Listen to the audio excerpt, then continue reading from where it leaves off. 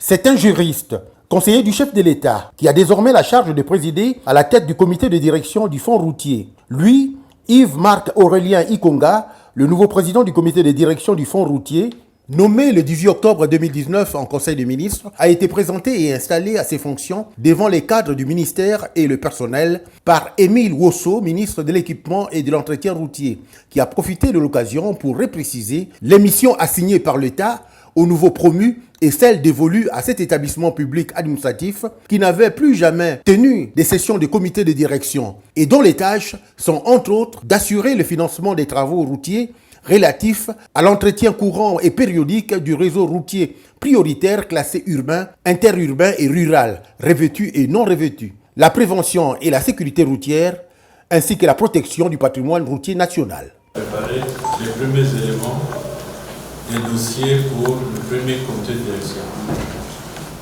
L'année a eu lieu il y a 3 ans. Donc vous avez trois bilans à certifier et 3 rapports d'activité à approuver.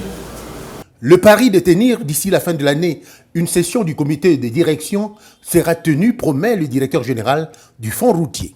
Tous les dossiers des 3 années de la non-tenue du comité de direction sont presque prêts.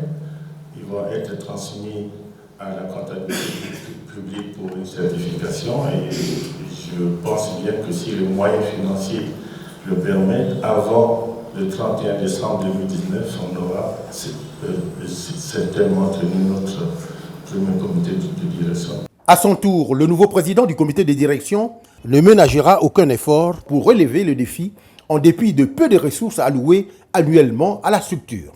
Il est vrai que c'est un nouveau défi et nous ferons de notre mieux pour le relever et faire que notre action soit visible des Congolais de Brazzaville et sur toute l'étendue du territoire national. Il va falloir donc relancer cette machine. Un comité de direction se tient tous les ans. Il faut en tenir un par an. Les 3 dernières années, il n'a pas eu lieu. Nous allons faire pour qu'avant le 31 décembre, nous puissions en tenir un et puis revenir à la fréquence normale tout en assurant donc un suivi quotidien de la structure.